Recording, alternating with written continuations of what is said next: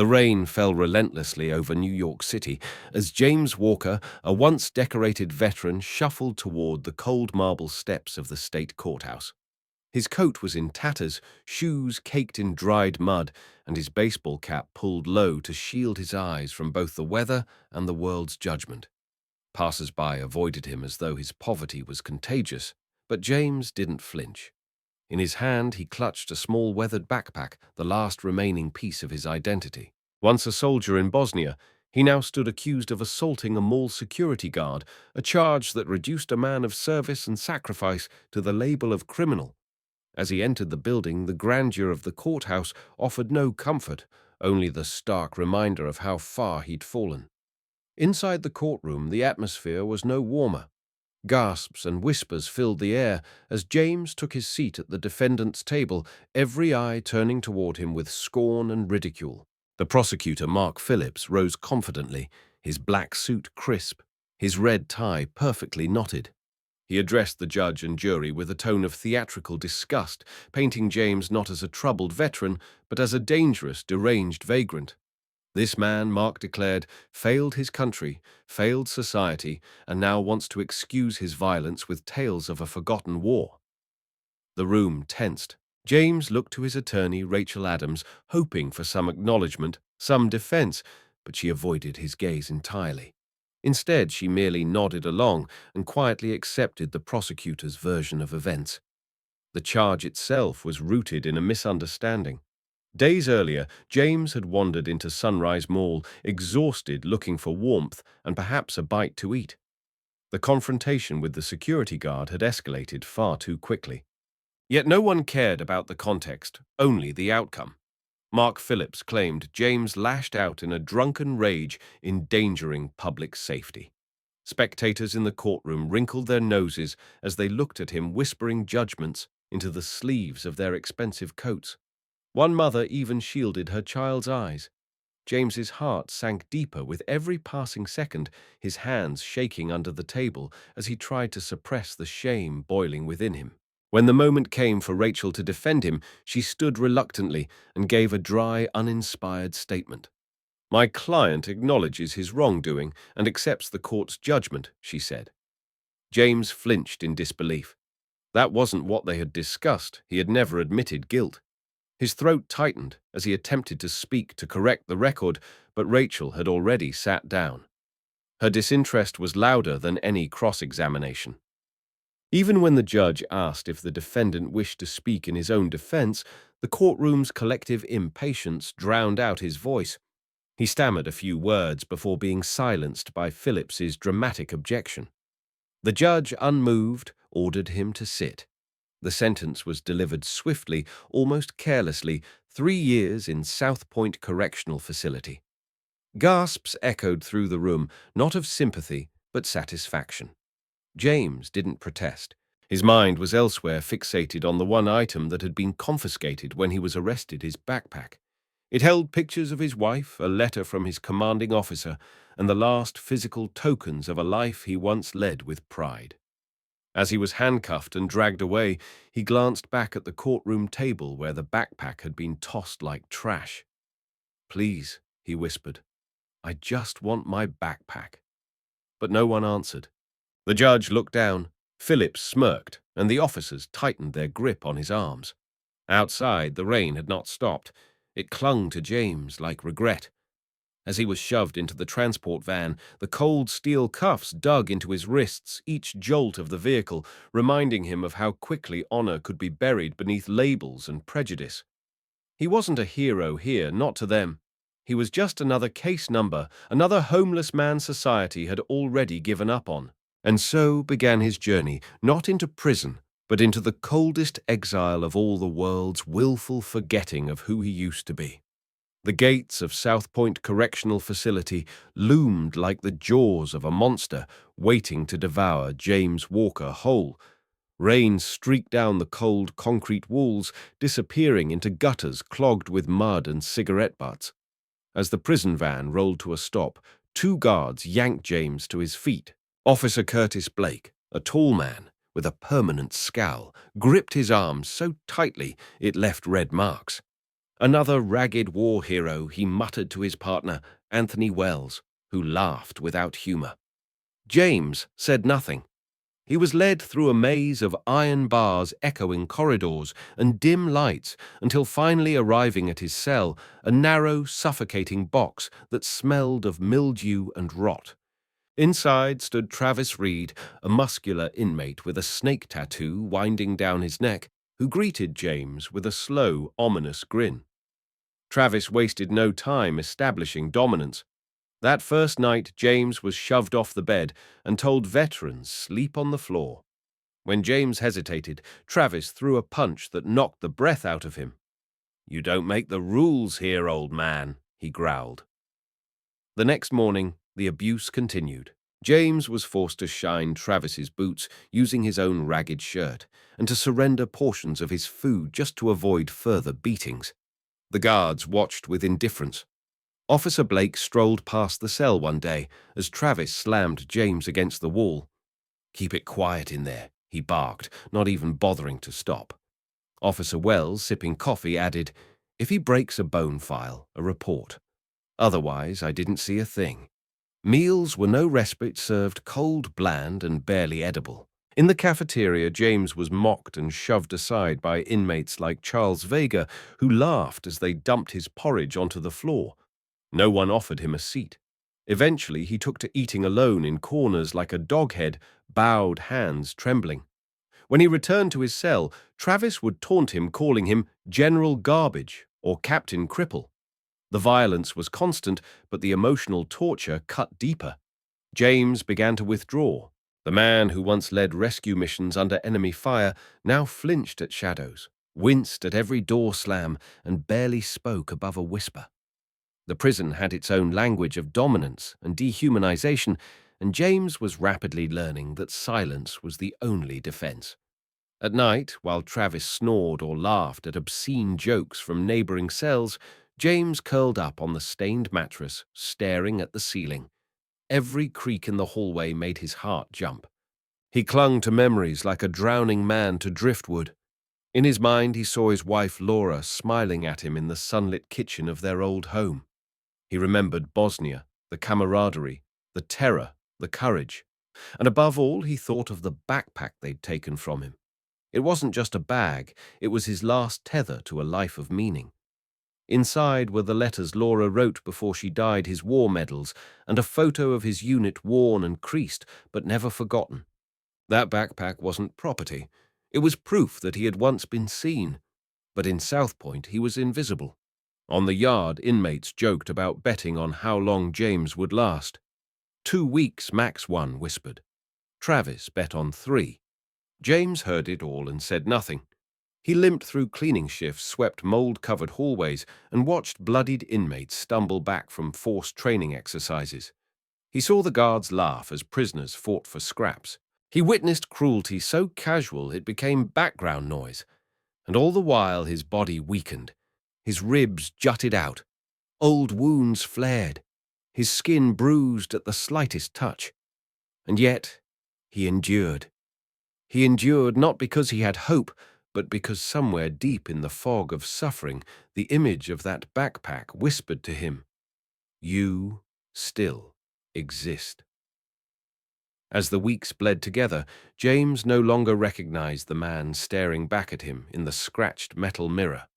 His eyes were sunken, his hair grayer, his posture bent not from age but from despair. The prison was eroding him piece by piece. Still, every night before sleep claimed him. If it did, he closed his eyes and pictured Laura's hand stitching the handkerchief inside that backpack. He heard the laughter of his brothers in arms. He remembered the battlefield not as trauma, but as a time when he mattered.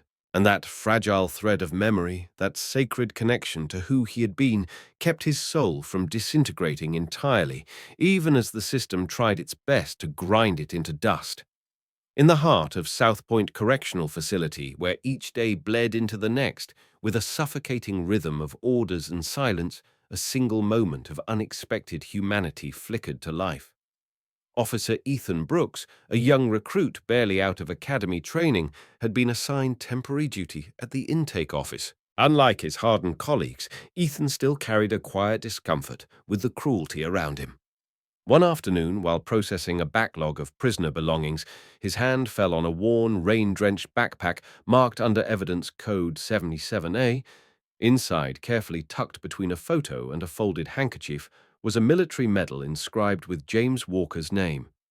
Ethan paused, his fingers lingering on the medal. Something about the reverence with which it had been packed, the neat folds, the fading ink of a handwritten note, told him this wasn't just property.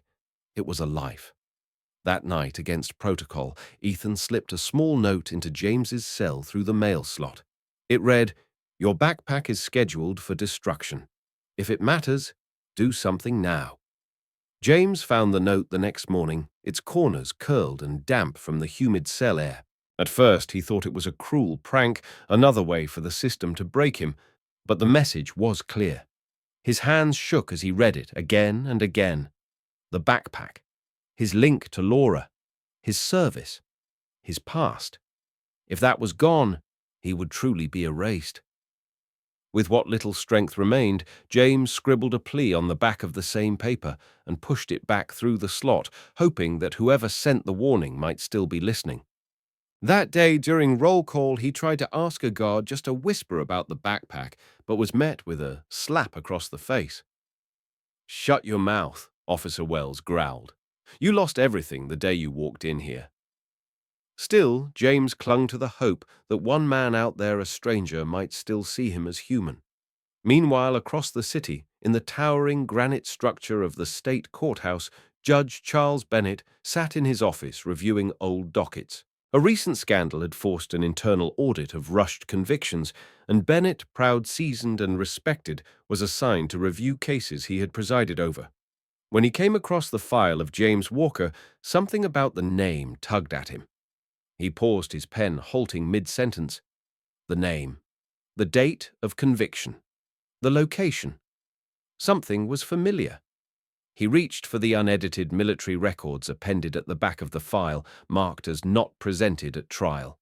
His eyes fell on a line that made his blood run cold. Sergeant James Walker, Special Forces. Bosnia, July 14, 1995, credited with saving the life of Lieutenant Charles Bennett during a shelling incident in the New Hope district. Bennett froze. The room seemed to shrink around him. His breath caught as the memory came flooding back, blood debris, the sound of mortar fire. And then, through the chaos, a hand grabbing his vest and dragging him out from under the rubble. A voice shouting, "You're not dying here, Lieutenant." That voice, that face. It had belonged to James. And now that same man had stood before him in court, broken and unrecognized, pleading for mercy. Bennett stood abruptly, his chair crashing backward. A clerk passing his office peered inside, startled by the noise. "Cancel all my appointments," he said sharply, barely concealing the tremor in his voice. "Bring me everything we have on the Walker case now." Back in South Point, James had begun to slip further into despair. His body ached constantly. His stomach growled with the hunger of days-old bread and watered porridge. But it was the emotional weight that crushed him. That night, he sat in his cell, whispering Laura's name, too weak to cry. Just before dawn, a second note arrived. This one hurriedly scribbled, "Someone is trying to help. But the order is final. Destruction scheduled by end of week." James clutched the paper to his chest like a lifeline.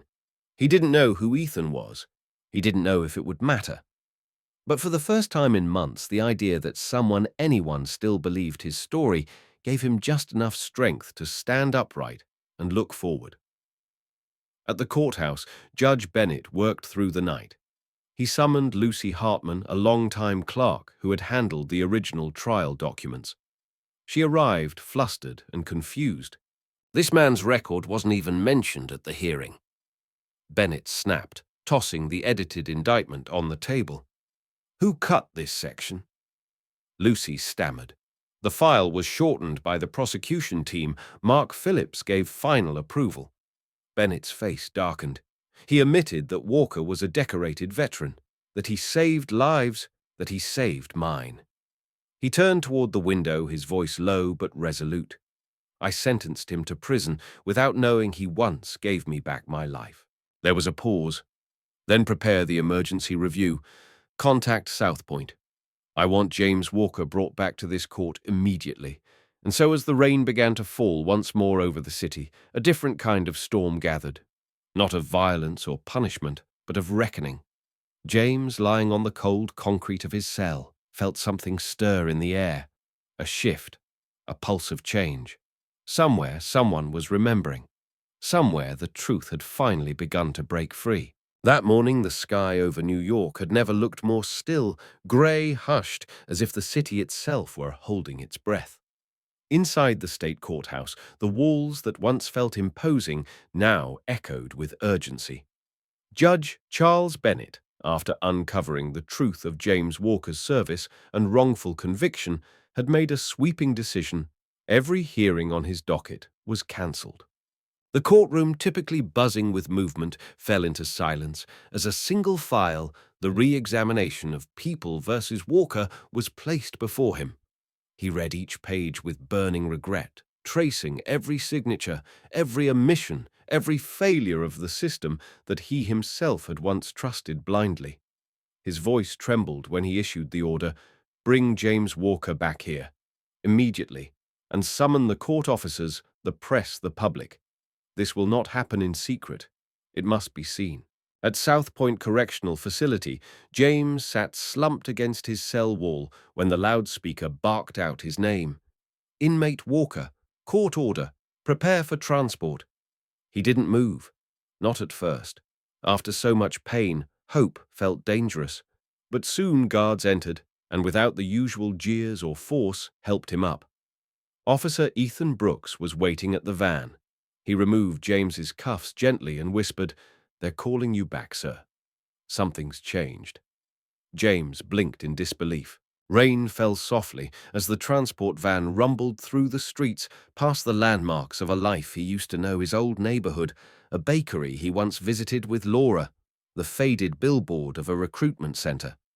The courthouse loomed ahead, but this time it didn't feel like a grave. It felt like something else, like reckoning. Inside Courtroom 3, the atmosphere had transformed. Reporters lined the back rows, murmuring among themselves. City officials took seats usually reserved for high-profile hearings. At the front, Judge Bennett stood not behind the bench, but in front of it. He had removed his robe, standing in plain clothes, holding a single folder in his hands. When James entered dressed in clean but simple clothes provided by the city, a hush swept the room. All eyes turned. His face was gaunt, his step slow, but his presence was undeniable. Bennett stepped forward. "Mr. Walker," he said, voice barely above a whisper, "I failed you." And then before anyone could process what was happening, he fell to his knees.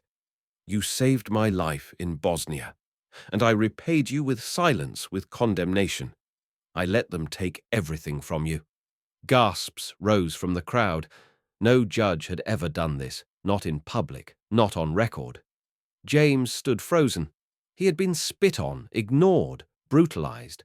And now the same system that once crushed him was kneeling in front of him. "I don't deserve forgiveness," Bennett continued, "but I offer you this truth justice and whatever repair I can help deliver." He turned to the clerk. "Read the motion." A voice echoed through the room. "The court finds that the original trial was influenced by prosecutorial misconduct. The defendant's military service honors and background were willfully omitted to sway the jury. All charges against James Walker are hereby dismissed." James felt the words more than heard them. Dismissed. Cleared. His hands trembled as Bennett gestured to Lucy Hartman, the same clerk who had read his charges months ago. This time she held out his backpack, torn but whole, carefully restored. "I'm so sorry," she whispered, tears in her eyes. James took it slowly, cradling it as if it were a child. Inside were the letters from Laura, his medal, and the photo of his unit items, once discarded like trash, now returned like sacred relics. The courtroom, once silent, erupted in applause. Some wept openly. One reporter dropped his pen and placed a hand over his heart. Even the guards who had escorted James stood straighter, their eyes softened. By the time Judge Bennett stood again, the entire room had changed. In light of the injustice suffered, he declared the City of New York will issue a formal public apology, provide Mr. Walker with permanent housing, lifelong medical care, and any legal support necessary to pursue charges against those responsible for this violation of justice. James, still holding the backpack, took a deep breath. It wasn't just about restitution. It was about being seen, being named, being human again. And in that courtroom, beneath those high ceilings and marble walls, James Walker stood, not as a criminal, not as a forgotten man, but as a soldier returned and a soul restored. The morning sun over Union Square shone brighter than it had in weeks, casting golden light over a gathering unlike any the city had seen in recent memory. A platform had been erected in the center of the plaza, surrounded by rows of chairs, reporters, veterans, city officials, and ordinary citizens. In the front row sat Judge Charles Bennett, no longer in robes, but in a simple gray suit, his face solemn, his eyes brimming with emotion. Cameras flashed from every direction. Major networks, local news stations, and even international media had shown up to witness a moment that had already begun sweeping across headlines nationwide.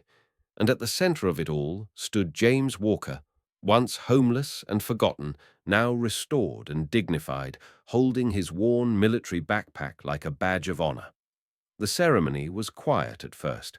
A military band played a slow rendition of America the Beautiful. An official from the Department of Veterans Affairs gave a moving speech recounting James's service in Bosnia and the events that had led to his wrongful conviction. Then, with the crowd rising to their feet, James stepped up to the podium. He didn't have a written speech. He didn't need one. His voice, hoarse but unwavering, carried through the air with a weight that no script could replicate. For a long time, he began, I believed I had been erased, forgotten. But it turns out I was simply waiting to be seen again. Not as a case file, not as a mugshot, but as a human being. The crowd fell silent. And then came the words that would echo across the nation. Gratitude can save a lost soul. But justice, that's what saves a society.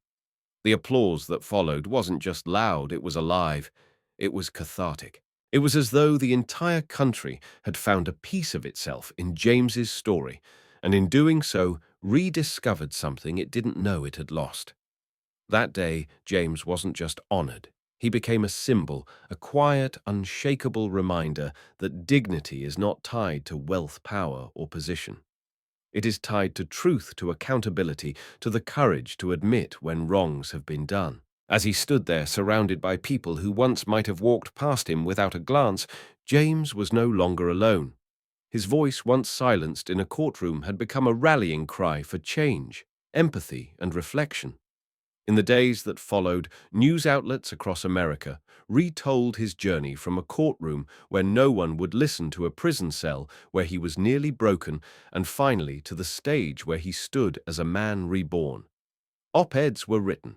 Social media campaigns took off. Veteran advocacy groups began using his story as a case study in systemic reform, and quietly, in neighborhoods across the country, people began asking different questions. Who have we overlooked? What stories have we silenced? James's name was no longer associated with a crime, but with redemption, with resilience, and with the power of being heard. Back in his modest apartment, provided by the city as part of the restitution, James sat by the window, a cup of black coffee in hand. The walls were bare except for one frame photograph, his old unit in Bosnia. Young faces frozen in time, every man standing shoulder to shoulder with pride. On the nearby table lay his backpack, patched, but preserved, no longer a discarded object, but a national artifact. He watched the city move below him and thought of Laura, of the courtroom, of the cold nights in South Point. And then he smiled. Not out of joy, but out of peace, the kind that comes when a storm has passed and light finally returns. As months passed, James was invited to speak at schools, veteran conferences, and human rights panels. He never sought attention, but he never turned it away either. If telling my story helps someone else hold on a little longer, he often said then every second of suffering was worth it. Through him, people began to understand that dignity is not a privilege, it's a birthright. And when that dignity is stripped away, society itself is wounded. But when it is restored, when wrongs are righted, the healing extends far beyond one person. It reaches the soul of a nation. If this story moved you, if it made you reflect, feel, or believe, again in the quiet power of justice, then join us at Deep Inside HQ.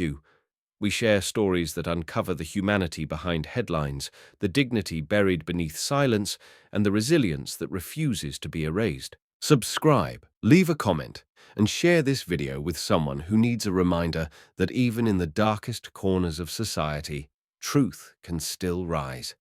At Deep Inside HQ, we don't just tell stories, we honor lives.